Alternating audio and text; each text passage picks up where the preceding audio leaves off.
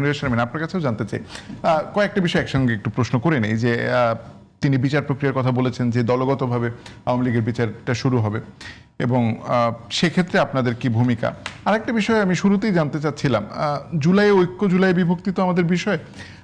জুলাই একটা জাতীয় সম্মেলন হচ্ছে, সেটির আয়োজক হয়তো সরকার না। আপনাদের পক্ষ থেকে আপনারা বারবার বলেছেন যে কোনো রাষ্ট্রীয় প্রোগ্রাম নেই এবং কোনো কর্মসূচি। আজকে প্রধানমন্ত্রী ছিলেন, মোটামুটি একটা রাষ্ট্রীয় প্রোগ্রামের মতোই সেটি হয়েছে, যদি আয়োজক ভিন্ন। আপনারা কি মনে করেন যে জুলাইয়ের যতগুলো শক্তি ছিল তাদের আসলে একত্রে জুলাইয়ের শুরুতে এক ধরনের এটা যদি শো অফও বলেন বা শোডাউনও বলেন, এটা আসলে জাতির সামনে উপস্থাপন জরুরি ছিল কিনা? একদমই এই প্রসঙ্গটা আমি আনতাম। সেটা হচ্ছে প্রথমত আমি একটু ভাইয়ের একটু ওই কথার সূত্র ধরে কিছু কথা বলি। যে ভাই যেভাবে করে বললেন, এটা একেবারে বাংলাদেশের তৃণমূলের যে পরিস্থিতি সেটা উনি কিন্তু বললেন। দেখেন, আমি আমার একটা উপজেলার কথা বলি। সেই উপজেলায় আওয়ামী লীগের সাবেক চেয়ারম্যান ছিলেন। তিনি 5 মাস পর জেল থেকে ফিরে আবার চেয়ারম্যান হিসেবে কিন্তু বহাল হয়েছেন হাইকোর্টের এর ভিত্তিতে, এবং তিনি কিন্তু হত্যা মামলার আসামি এবং 145 নম্বর আসামি।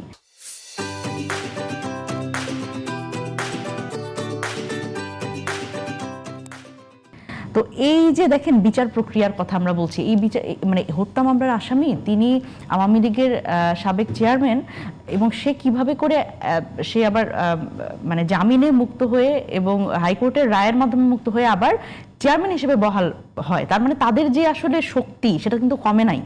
অথবা তারা আসলে হয় এটা যে মানে তারা আসলে তাদের যে শক্তি ছিল সেটা বহাল আছে, অথবা তারা এমন কোনোভাবে নেগোসিয়েশনের মাধ্যমে এই এখন যারা আছে তাদের সাথে এক্সিস্টিং যারা আছে তাদের সাথে একটা নেগোসিয়েশন করেছে এবং তারা শপথে বহাল ছিল। এখন বিষয়টা হচ্ছে যে এই বিষয় নিয়ে যখন আমরা ডিসিকে যখন জিজ্ঞেস করলাম যে এটা কিভাবে করে হলো, তাদের কথা হচ্ছে যে এটা তো হাইকোর্টের রায়, এখন তো তাকে বসে দিতে হবে। তো এটা কিন্তু একটা সমন্বিত পরিকল্পনার একটা অংশ। যেমন এটার সাথে আমি মনে করি যে যেরকম আসলে সংসদ সদস্য যারা, তাদেরও তো কিন্তু এই বিষয়গুলো নলেজে আছে যে এই যে আওয়ামী লীগ পুনর্বাসন প্রক্রিয়া কিন্তু ভেতরে ভেতরে হচ্ছে। আমরা কিন্তু দেখেন, আমরা আসলে বিশ্বাসটা রাখতে চাই। মাননীয় স্বরাষ্ট্রমন্ত্রী যেভাবে করে বলছেন যে দল হিসেবে বিচারের উদ্যোগ তারা নিচ্ছেন, তারপরে কাউকে ছাড় দেওয়া হবে না, দিল্লিতে তাদের কবর রচনা হয়ে গেছে, রাজনৈতিক কবর। কিন্তু সত্যিকার অর্থে আমরা এই কথার সাথে তো আসলে কাজের মিলটা চাই।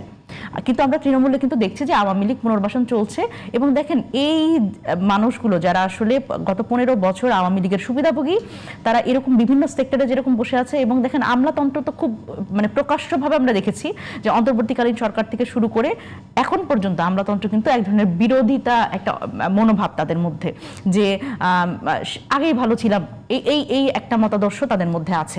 সুতরাং সেই জায়গায় যদি আসলে আমাদের যে এখন নির্বাচিত যারা প্রতিনিধি, নির্বাচিত সংসদ সদস্য যারা, তারা যদি আসলে এইভাবে করে আসলে এই নেগোসিয়েশনের রাজনীতি যদি তারা করেন, আমি সবার কথা বলছি না, কিন্তু কেউ কেউ তো করছেন, না হলে তো এই পুনর্বাসন প্রক্রিয়া আসলে জারি থাকতো না। সুতরাং সেই জায়গা থেকে আমার মনে হয় যে এটি আসলে সরকারের পক্ষ থেকে আসলে কথা এবং কাজের একটা মিল থাকা দরকার। এবার আসি জুলাইয়ের ঐক্যের জায়গাতে। দেখেন, আমরা যখন আসলে এবার অন্তত আমরা চিন্তা করেছিলাম, যেহেতু এটা নির্বাচিত সরকার, জুলাই তো আসলে এটা কিন্তু কথায় কথা বলা হচ্ছে জুলাইয়ে সবার অবদান আছে, সব স্টেক হোল্ডারের অবদান আছে। প্রধানমন্ত্রী আজকে বলেছেন এক্স্যাক্টলি একক কোনো দলের না। কিন্তু দেখেন, এই কথাগুলোর মধ্যে মধ্যে আপনি দেখবেন কিন্তু যে নিজের দলেরও একটা ক্রেডিট নেয়ার কিন্তু এক ধরনের জায়গা কিন্তু ওনারা রেখেছেন। ওনারা বলছেন যে মাননীয় প্রধানমন্ত্রী তিনি বিদেশে না গেলে এবং মাননীয় স্বরাষ্ট্রমন্ত্রী তিনি গুম না হলে আসলে এই বিপ্লবটা হতো না বা অভ্যুত্থানটা হতো না, এই ধরনের কথাও কিন্তু আমরা শুনছি। এবং এর মধ্যেই কিন্তু আসলে একটা গণ অভ্যুত্থানকে রাজনীতিকীকরণ এর একটা সুর আমরা দেখতে পাই। কিন্তু এটা আমি চাই না, আমি মানে সজ্ঞানে এটা চাই না যে এটা আসলে হোক। কিন্তু দেখেন, আজকে এরকম একটা প্রোগ্রাম, এবং আমরা যখন সরকার থেকে কোন একটা প্রোগ্রামের ঘোষণা বা যাদেরই আয়োজনে হোক, কিন্তু সরকারের একেবারে যদি বলি প্রধানমন্ত্রী থেকে শুরু করে যারা খুবই উচ্চপদস্থ গুরুত্বপূর্ণ মন্ত্রী, তারা কিন্তু সেখানে উপস্থিত ছিলেন। সেই জায়গা থেকে আমার মনে হয় যে এই ধরনের প্রোগ্রামে কিন্তু আসলে সকল স্টেক হোল্ডারকে একসাথে আনার একটা দায় কিন্তু সরকারের আছে।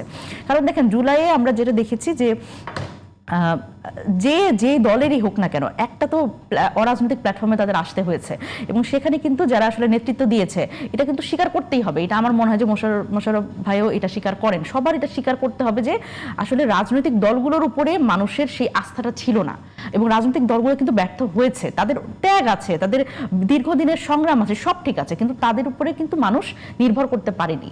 এবং যেহেতু তারা চিহ্নিত রাজনৈতিক দল, তারা চিহ্নিত শত্রু 15 বছরে যে ফ্যাসিবাদী ব্যবস্থা, সুতরাং তারা আসলে মাথাচাড়া দিয়ে উঠতে পারেনি। সুতরাং এখানে একটা ক্যামুফলেজ দরকার হয়েছে এবং একটা অরাজনৈতিক ব্যানার দরকার হয়েছে। সেই জায়গা থেকে আমি মনে করি যে এই যে ছাত্র নেতারা থেকে শুরু করে, আমি যদি বলি এনসিপি বলেন, জামায়াত বলেন, বিএনপি এবং আরো অনেক সাংস্কৃতিক এবং সামাজিক সংগঠন কিন্তু আমাদের সাথে যুক্ত হয়েছে, মানে বামপন্থী অনেক সংগঠন কিন্তু আমাদের সাথে যুক্ত হয়েছে। আপনি দেখেন সাংস্কৃতিক সংগঠনগুলো তারা গানে গানে প্রতিবাদ করেছে। তো এই যে দেখেন জুলাইয়ের তো আসলে ঐক্যটা তো একদিনে ভাঙেনি, কারণ এই প্রত্যেকটা স্টেক হোল্ডারই কিন্তু আমাদের এই জুলাইটাকে ওন করেছে। আপনি যখন দেখবেন এখন সোশ্যাল মিডিয়াতে যখন আওয়ামী লীগের সমর্থক গোষ্ঠী যখন কুরুচিপূর্ণ মন্তব্য করছে, প্রত্যেকে কিন্তু প্রত্যেকের জায়গা থেকে, যারা জুলাইকে ওন করে তারা কিন্তু প্রত্যেকের জায়গা থেকে প্রতিবাদটা করছে।